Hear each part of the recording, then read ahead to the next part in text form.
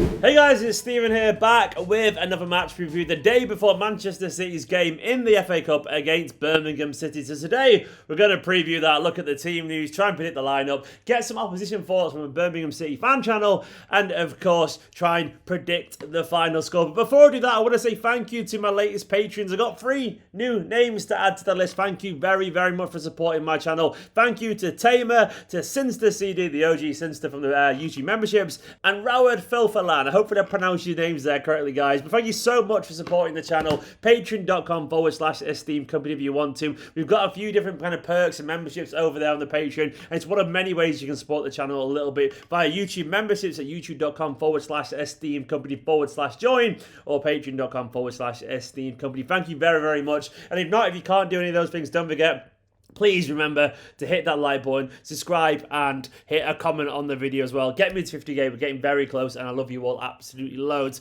But let's jump onto this game. Of course, given the recent games we've had, I think on paper, I think it's fair to say this is one of the easy ones, with all due respect to Birmingham City. And it's come off, obviously, off the back of a very huge week from Manchester City. A great victory against United in the derby in the Carabao Cup, and a great victory against Chelsea, despite the current horrible mess that we're in with the COVID pandemic and so on, and players being out. This was a very good week for the club, and hopefully we'll carry on that momentum into this game. In theory, obviously, it is an easier game. Birmingham are down in 18th and lost 5 of their last 6 games at the moment, so City will be looking at this one as eminently winnable, you know, and I think that's probably fair to say that Birmingham will be a little bit nervous about it as well. But we all know if you take your eye off the ball's going to smack you in the face, so we can't allow that to happen. And of course, more importantly, winning is infectious, man. Like, winners love winning, and winning breeds winning because it's a drug, it's addictive, and that mentality and that momentum is absolutely hugely important. And I suspect Guardiola knows that, so I suspect he'll take this very, very seriously because we need to keep it up. And if we win this game as well and we get through to the next round of the FA Cup, all of a sudden, we're kind of faced with a bunch of fixes in the Premier League that look very winnable as well before we play Liverpool. We got Brighton, Palace, Villa, West Brom, Sheffield United, and Burnley.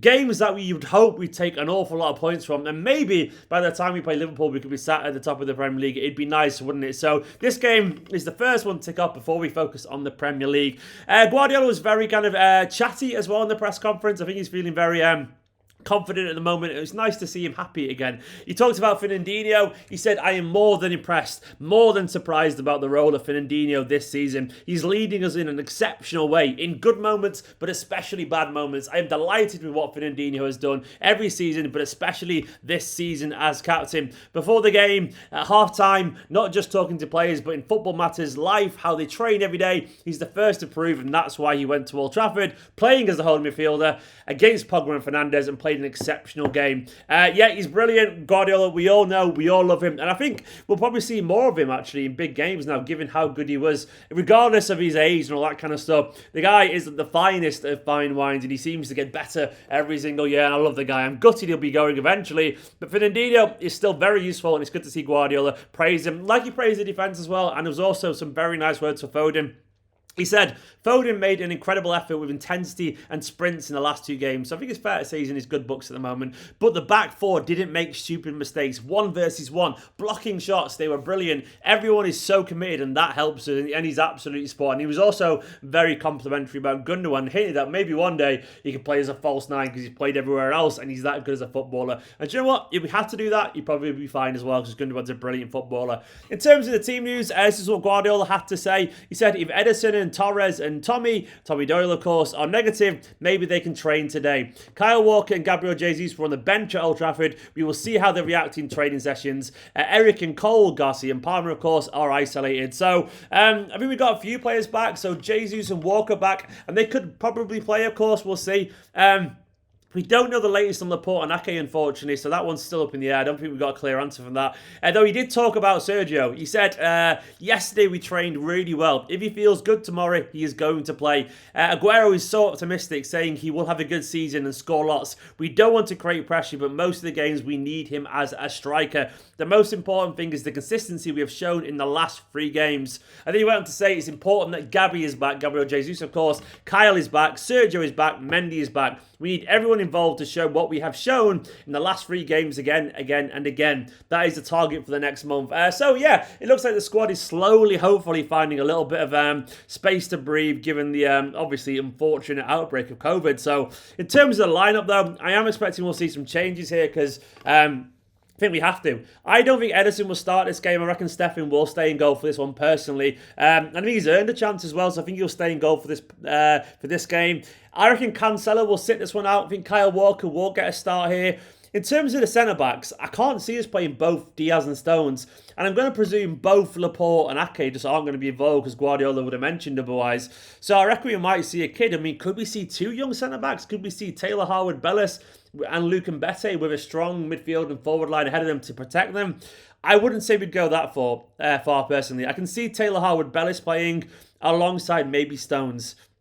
But wouldn't be surprised either if it was just 2 academy lads in Mbete as well and Howard-Bellis. But I would say Howard-Bellis alongside Stones with Diaz sitting this one out. And then at left back, I reckon Mendy will get a game here with Zinchenko dropping to the bench for this one personally. Cancelo on the bench as well. In midfield, Rodri, of course, didn't start the other day, so I suspect he will play here.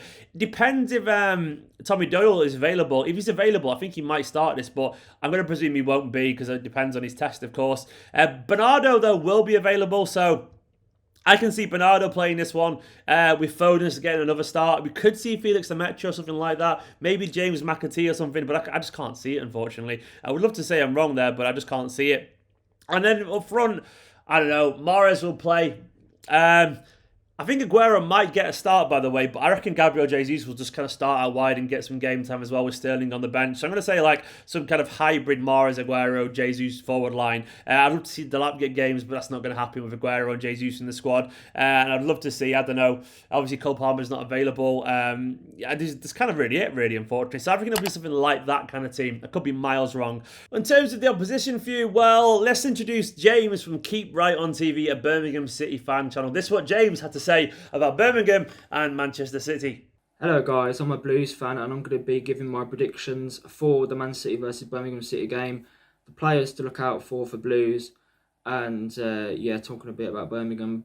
Of course, we're having a really bad season under Aitor Karanka. We've lost our last 5 home games. We can't seem to score goals, or we can't seem to even pick up wins.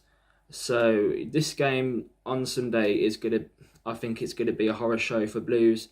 The players to look out for are Ivan Sanchez, who's been brilliant for us this season. The way he gets past players, he's a very creative player. Near leverage in goal as well. On his day, he's a top goalkeeper. So yeah, they're the 2 main real players to look out for. Attacking wise, I mean, you could maybe Jeremy Bella. He's been inconsistent this season. So, if I was going to give a prediction for this game, it would be Man City 10, Birmingham City 0. Now, I know it is probably not going to happen, but still, I am not confident. By the way, Stephen, mate, thank you for having me on, and good luck Sunday, guys. See you later. Big love to James. Hopefully he's right with his prediction there of 10-0. I don't think it will be quite that, James, unfortunately. But thank you so much, James, for getting involved in the channel, mate. Go check out his channel. It'll be a link on screen right now, of course, and in the end board. So go give his channel a sub. Big love to James there. But James obviously isn't very confident about Birmingham right now, and their form suggests that. I think James said they lost the last 5 home games or something like that. They've lost 5 out of the last 6 in general, and they are struggling to score. Karanka is having a difficult time, obviously an highly rated footballer. He's having a difficult time. And of course, as James mentioned, Ivan Sanchez is a good player, and you've got some recognisable names, including Clark Salter. Is that, if I pronounce that right, or Salter Clark?